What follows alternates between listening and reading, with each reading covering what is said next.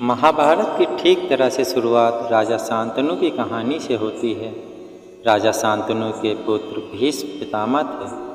आओ जानते हैं कि किस तरह राजा शांतनु के कारण कौरव और पांडवों के कुल का प्रारंभ हुआ। किन 3 शर्तों ने इसमें महत्वपूर्ण भूमिका निभाई।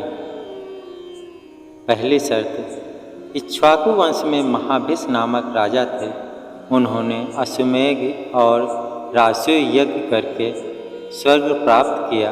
एक दिन सभी देवता आदि ब्रह्मा जी की सेवा में उपस्थित हुए। वायु के वेग से श्री गंगा जी के वस्त्र उनके शरीर से खिसक गए। तब सभी ने आंखें नीची कर ली, किंतु महाभीष्म उन्हें देखते रहे। तब ब्रह्मा जी ने उनसे कहा कि तुम मृत्यु लोक जाओ। जिस गंगा को तुम देखते रहे हो वह तुम्हारा अप्रिय करेगी। इस प्रकार महाभीष्म का जन्म राजा प्रतीप के रूप में हुआ। प्रतापी राजा प्रतीप गंगा के किनारे तपस्या कर रहे थे। उनके तप, रूप और सौंदर्य पर मोहित होकर गंगा उनकी दाहिनी जंघा पर आकर बैठ गई और कहने लगी, राजन, मैं आपसे विवाह करना चाहती हूँ। मैं जान ऋषि की पुत्री हूँ। इस पर राजा प्रतीप ने कहा, गंगे, तुम मेरी दाहिनी जंघा पर बैठी हो, जबकि पत्नी को तो वामांगी होना चाहिए। दाहिनी जंघा तो पुत्र का प्रतीक है। अतः मैं तुम्हें अपने पुत्र वधू के रूप में स्वीकार करता हूँ। यह सुनकर गंगा वहाँ से चली गई। जब महाराज प्रतीप को पुत्र की प्राप्ति हुई तो उन्होंने उसका नाम शांतनु रखा। प्रतापी राजा प्रतीप के बाद उनके पुत्र शांतनु हस्तिनापुर के राजा हुए और इसी शांतनु से गंगा का विवाह हुआ। विवाह के वक्त गंगा ने शर्त रखी कि आपसे जो भी मुझे पुत्र उत्पन्न होगा उसका मैं क्या करूँगी, इसके बारे में आप जिस दिन भी सवाल पूछेंगे मैं पुनः स्वर्ग लौट जाऊंगी। गंगा से उन्हें 8 पुत्र मिले, जिसमें से 7 को गंगा नदी में बहा दिया।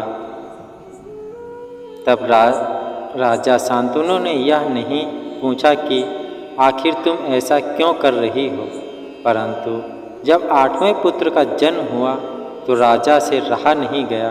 तो गंगा ने कहा कि शर्त के अनुसार मुझे अब स्वर्ग जाना होगा। यह 7 पुत्र वसु थे,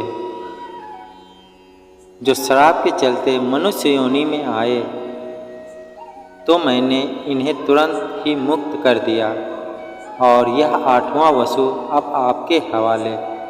शांतनु ने गंगा के 8वें पुत्र का नाम देवव्रत रखा। यह देवव्रत ही आगे चलकर भीष्म कहलाए। 8वें पुत्र को जन्म देकर गंगा स्वर्गलोक चली गई तो राजा शांतनु अकेले हो गए। दूसरी शर्त, एक दिन शांतनु यमुना के तट पर घूम रहे थे कि उन्हें नदी में नाव चलाते हुए एक सुंदर कन्या नजर आई। शांतनु उस कन्या पर मुग्ध हो गए। उन्होंने कन्या से उसका नाम पूछा तो उसने कहा, महाराज, मेरा नाम सत्यवती है और मैं निषाद कन्या हूँ। शांतनु सत्यवती के प्रेम में रहने लगे। सत्यवती भी राजा से प्रेम करने लगी। एक दिन शांतनु ने सत्यवती के पिता के समक्ष सत्यवती से विवाह का प्रस्ताव रखा, लेकिन सत्यवती के पिता ने यह शर्त रखी कि मेरी पुत्री से उत्पन्न पुत्र ही हस्तिनापुर का युवराज होकर राजा होगा, तभी मैं अपनी कन्या का हाथ आपके हाथ में दूंगा। राजा इस प्रस्ताव को सुनकर अपने महल लौट आए और सत्यवती की याद में व्याकुल रहने लगे।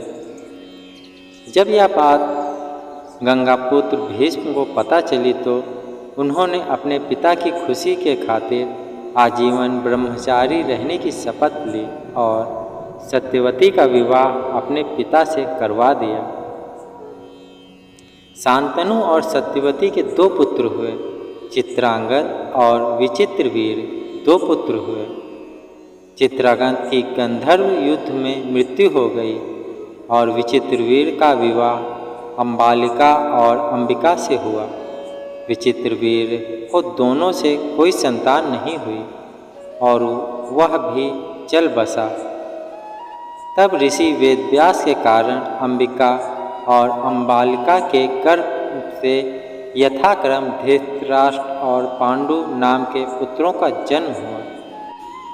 तीसरी शर्त, सत्यवती धीवर नामक एक मछुआरे की पुत्री थी और वह लोगों को अपनी नाव से यमुना पार करवाती थी। एक दिन वह ऋषि पराशर को अपनी नाव में लेकर जा रही थी। ऋषि पराशर उससे आकर्षित हुए और उन्होंने उससे प्यार करने की इच्छा जताई। सत्यवती ने ऋषि के सामने 3 शर्तें रखी। पहली, उन्हें ऐसा करते हुए कोई नहीं देखे। पराशर ने एक कृत्रिम आवरण बना दिया। दूसरा, उसकी कौमार्यता प्रभावित नहीं होनी चाहिए।